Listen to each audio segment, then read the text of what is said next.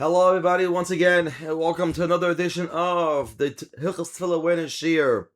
My name is Yehudah Schwartz, and it's another honor and a pleasure to be running this year now for, I lost count already, I think it's like week 15 already, Baruch Hashem on this.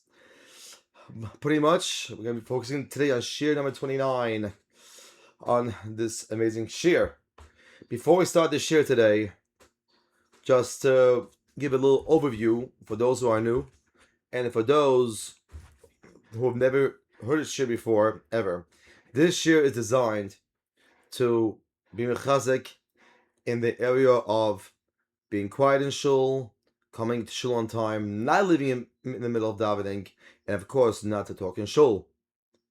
Plus also other areas, which I'm going to mention as well as best we could, not to talk ben gavra. That's for those who can do it. I'll be actually amazing, but the truth is, it is Bodan and Svam, you're not supposed to talk during ben gavra. But also, not to learn during Chazos Shots, not to talk during Chazos Shots, etc. So, before we start the Shiur, also, another thing to mention, in addition, that there's an organization called Keren Tosfos Yom Tov, who is now running a million kabolos campaign for people.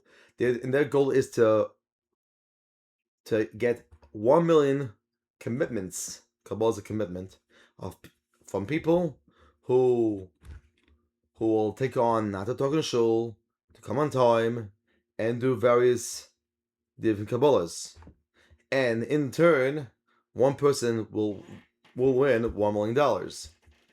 For more information on this contest or this kabolos campaign that's going on now, I will post the link on the description below, if on YouTube, and also I'll post the description on WhatsApp as well for those on WhatsApp.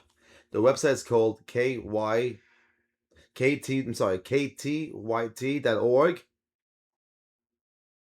Again, ktyt.org.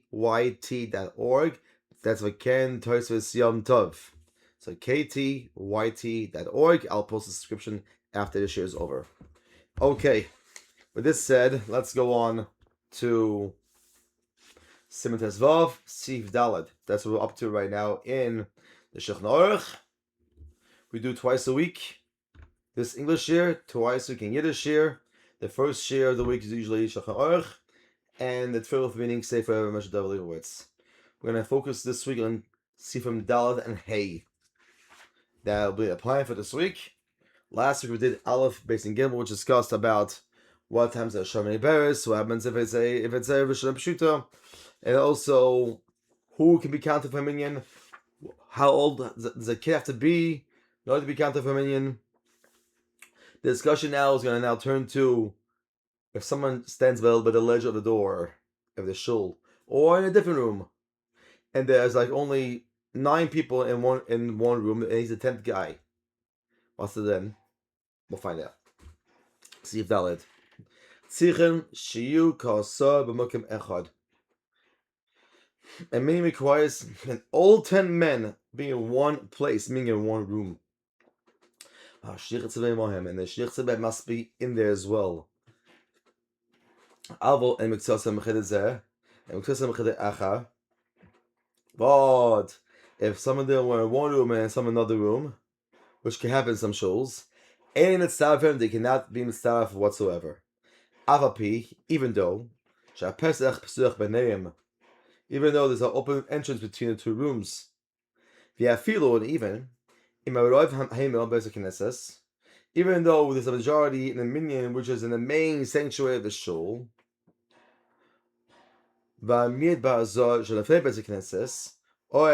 the minority which is in the azara, or it's like as is nashim in the shul, as is nashim referring to during the week when people make different minyanim. Ein groim achar etzaf imahem.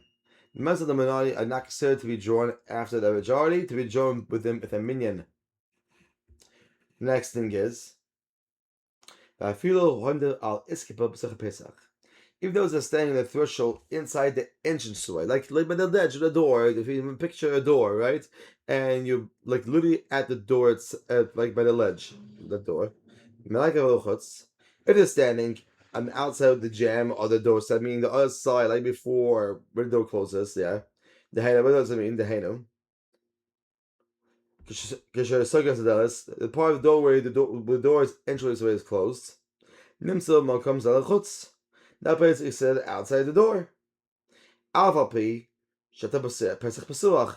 Despite the fact that the moment the door is open, nevertheless, the place is deemed to be outside the room, and those standing there cannot be counted towards minyan. Now, when it comes to the door in a doorway, it fills the inner part of the door frame and comes to the rest against the agaf, which is the door stop. This is in part of the inside of the doorway that protrudes, that like sticks out, and upon which the door strikes when it closes. The agav drives for hagafa, like striking. One standing on the side of the agav that is closer to the outside of the room will find himself outside the room when the door is closed. Now, the Kitzur Shulchan, by the way, doesn't mention the case of people standing in a place occupied by the door itself when it closes. But in the Mishnah Berurah and Siman Memhei mentions that holds that in the case they'll be deemed to be joined to doors inside the room. And certainly, if they will be positioned in an entranceway beyond the space of the door, close to the inside of the room, they may be considered to be joined to those inside the room. But Halacha, though, the Emes Alachutz points out that even though standing completely beyond the doorway of the outside of the room may be joined with a minyan, if the two groups can see each other, if you can see each other. However, if possible, they should not rely on this method of joining and should rather come together in the same room. That's only with the evet, if you could do that. Let's say time is running short, and there's only a few people in that minyan. Sometimes what happens is they see a few other people. Okay, could be part of a minyan. So Bialach says it'll be okay, but it's not the heter we actually use today. Continuing, Chalzois. This applies only of matters of groups of people who wish to join together for big minyan. It means there's literally 10 people there. Avol and Hoy kind of so. However, if there's already a minyan of 10 in one place, and they were saying Kadesh Baruch Hu Oikidusha, Azai Kadesh Mai Koilam, Yochal Azimayim. And anyone who hears the voices can respond with them. After Kama Bottom Mafsikim Beneim. It is sure if there are many houses or roofs praying between them. For even an iron barrier does not separate. Between the Yidden and the Tatan and Shemayim. As long say Shem Tzoya or Avodah. As long as there's no excrement or Avodah in the area between the person and the minyan, and also you should also to be aware that 10 people makes the minyan, literally makes the minyan. Shechin comes down when there's 10 people in one room. Also, in the presence of tzoya, excrement, or avodah constitutes a separation between a person and the shechina that rests with the minyan. Even if it's not in the proximity of the excrement, that will forbid him to davening there at all. Last thing is, one more sifhei. Tzarech li zamoid l'shmoi hakadosh v'as achav v'kavono. One must take very much care to listen to the Kaddish and respond with concentration. One must concentrate intensely on listening to responding to Kaddish to the point that one may not even think about Torah matters or even learning Torah matters when the Chazan is saying Kaddish. Kifida Mishaburas Simen Mem Vav Sif Aleph. In the Kolchkin, this applies all the more so to the word Amen Yeshme'abo. And one must definitely pause the Amen Yeshme'abo. The amazing here's a response to the davening. Preceding here, means is the great name of Hashem be exalted and sanctified, and His kingship reigns speedily nowadays. This is followed by Tefillah of Yesh Meid Abba, which means is, may his great name be blessed forever and ever. On which one must concentrate well while reciting it. Anyone who says with all his mind and concentration, and there are two explanations with Kol Koicha, what it means in Shabbos Dav Kuf Yotes Amid Base. According to Rashi, it means it's with great concentration, with me thinking, in other words, as the Mishabur cited there. While Tosfos explains, means in a loud voice.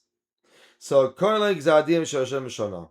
His mates, that's the decree of 70 years is in the Older One's behalf. Why 70 years? Because 70 years represents the average lifespan. And thus, the merit of this response is such, it can annul even a decree of suffering for one's entire life. Continue. One should utter this response in a loud voice. With this voice, he breaks the power of all the heavy prosecutors. And knows all the harsh decrees. But nevertheless, one should not shout in an unusually loud voice, like screaming too loud. Why? So that people should not ridicule him, make fun of him, and then causing them to sin. So, Omim Yom Im Tevis Yisbarach. One should recite the words together with the word Yisbarach. And now there are very many different customs among different Sigurim regarding this response. Some recite as above. This is not what the Hasidim say, like myself. But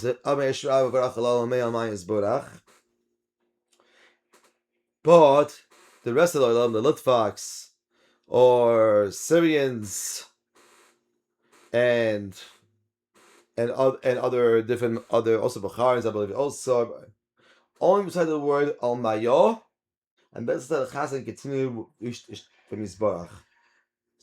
So it's based on customs over here.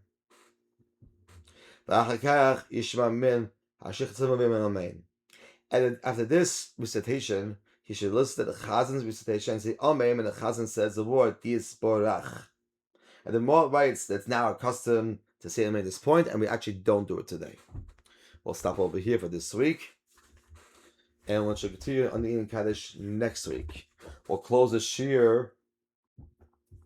1 second, I'm sorry. Okay, on my bookmark.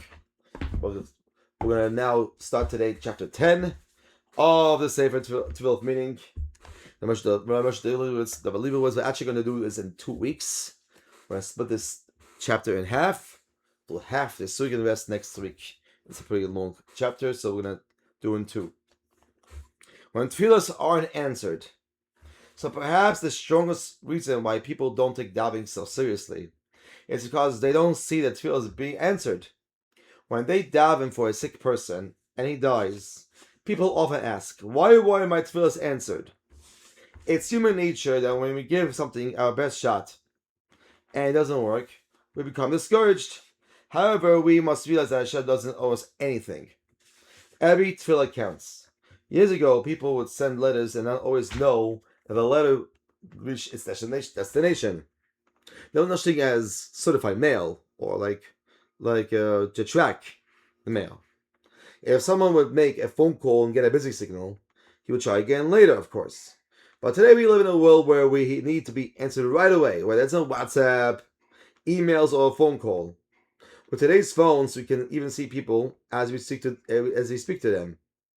If we do not see our tefillos being answered, it's difficult to continue davening. Although we're talking to Hashem, we cannot see Him.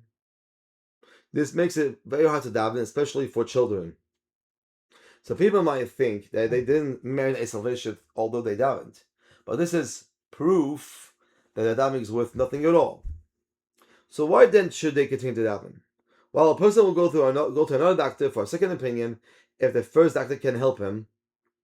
He gives up hope after one tefillah is not answered. If our tefillahs would be answered instantly, it would be so easy to daven. our tefillah would be a different tefillah. The fact that we are not shown to the outcome of our tefillah is why it's difficult for some to daven. We should realize that tefillah is effective even if we do not see the tefillah being answered. And every tefillah is special, even when one does not see the salvation from it. Never lose hope. Avram Avinu daven many different tefillahs for the people of Sodom and did not see the tefillahs bear any fruit. But Avram went to the place where he davened to see what became of these tefillahs. He saw his tefillahs were unanswered. The entire city got destroyed. And we see in the Blumish Oilam actually for a lesson why we could live in this episode. And then Mechtav Eliyahu, and also refer to Arvi Tefillah as to why Avram davened for the people of Sodom, even though they were wicked. Hashem desires tefillah even if it's for wicked people. Avram should have been very upset about this. Perhaps it would have been better if he hadn't davened at all. The Torah tells us that at the time Hashem was destroying Sodom, he saved Lot from the destruction. From Lot came Moav, whose descendants were Rus and David Melech, and ultimately Mashiach ben David. When Avram looked at Sodom, he saw smoke. But when from his tefillahs that he seemed to have gone unanswered, Mashiach himself would be born. We should never lose hope that our tefillahs aren't being answered. Hashem knows exactly what to do with them. The Medrash Rabbah Devarim says that Moshe Rabbeinu we davened 515 tefillahs, equivalent to the Hebrew word Veschanan. So why do we need to know the number of tefillahs Moshe Rabbeinu answered? Davened. Moshe Rabbeinu wanted us to learn that no matter how many times one davens for something, he should continue to daven. Moshe Rabbeinu would have continued to daven if not for the fact that Hashem told him to stop. Why? On the topic of Moshe Rabbeinu going to Etzil, not going to Etzil, see the Bais Medresh, pages 225 to 27 in the new print. The Medrash says that Moshe Rabbeinu did not daven right away when he heard that he would not be entering Etzil. If you have davened right away, the decree that to enter would have been removed. Although Moshe Rabbeinu's tefillah was answered, he managed to see Etzil. His tefillahs did accomplish something, even if it was not the way he wanted. We see from this a fascinating thing. Hashem could theoretically have allowed Moshe to continue to daven and just never answered him. However, Moshe would have continued to daven, even though Hashem promised that he would not allow Moshe into Israel, he would have had to allow him to enter. That is why Hashem had to command him to start davening. This shows the tremendous power of Tefillah. But in the episode of the golden calf, though, Moshe Rabbeinu was successful, getting his tefillah heard by Hashem, as if he gave the Yidden for their sin. We've been davening for thousands of years for the Bais Medresh to be rebuilt. It's easy to feel that those tefillahs have done nothing, zero. However, it's important to recognize that our tefillahs accomplish great things. The Medresh Rabbah Devarim says that the tefillah of Tzibur does not go unanswered. And we'll end with this. A little more and we'll stop. Keep on davening. Some tefillahs are answered right away, even before one finishes making his request. Others take 3 days, 30 years, 50 years, 80 years, or more. Yet other tefillahs are not answered until after one leaves the world. We cannot stop davening and should not get discouraged, since it can take time for tefillahs to go answered. The Medrash always says that one should not make his tefillah set, then ends by saying that one should not make himself wicked. This means one should not say, "Who am I that Hashem should listen to my tefillahs?" One should not think that he was not answered because of his wickedness. Hashem listens to all his tefillahs. The Medrash says, that one should continue to daven even if he's not answered now, since there will be a time when his tefillah will be answered. And also the Medrash and the Chumah says that even if one does not have any merit to be answered, if he increases his tefillah, Hashem will do a chesed of him and answer him. The Gemara and Maseches Brachos Daf Lamed Bais and Bais says that if one davens and was not answered, he should daven again. He should not say that he already davened so many times that it was not answered. So why should he continue to daven? So the Gemara also says that tefillah one takes his time davening will not be empty. It seems that these two statements are contradictory, since one statement says that one's tefillah will not be empty, while the other says that one should daven again if it's not answered. However, the Gemara does not say that his tefillah will be answered, but they will not be returned empty, which means that every tefillah serves a purpose, even if it's not for the purpose that he wanted. The Gemara also says that it is not advisable to push too hard to daven for something because one feels he is deserving. The Gemara Daf Chafal Ma'alav says, if one davens and sees that his tefillah are not being answered, he should increase his tefillah and not give up hope. Even though the doctors tell a person there is no hope, he should not put his trust in them. Hashem is the doctor of all doctors. He should daven again. Another way to understand this concept is to compare davening to eating. We eat to give our body strength and eventually get satiated. If one eats bread and still feels hungry, he wouldn't say that each bite of bread is worthless. Instead, he would say that he didn't eat enough and that he must continue eating. One who's strong knows that tefillah works. Even if he does not see the fruits of his tefillah, he will daven for more. He'll daven more. He will not think that his davening is meaningless, since this is a mistake. In addition, even if he does not see his tefillah were answered, his davening brought him closer to Hashem. Consider the following: in order to get into a mikveh, one must insert coins into the machine. A person puts in coin after coin, but the mikveh doesn't open for him. He uses count on how many coins he put in and leaves. If a person standing there would point out to him that he could keep track of how many coins were inserted by looking at the screen, he would simply add the additional coins and gain entrance. The same is true in tefillah. Hashem hides himself, so to speak, and we don't know when tefillah will be answered and how many tefillahs are missing in order to merit salvation. However, it would be foolish to give up. Instead, we should wait and continue to daven, since it could very well be the next tefillah and that will be answered. And with that, we're going to end our shiur for the day.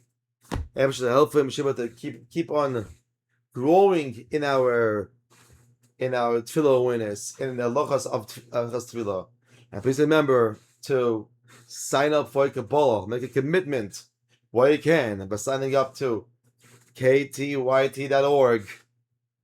And let's have a wonderful day, everybody. Take care.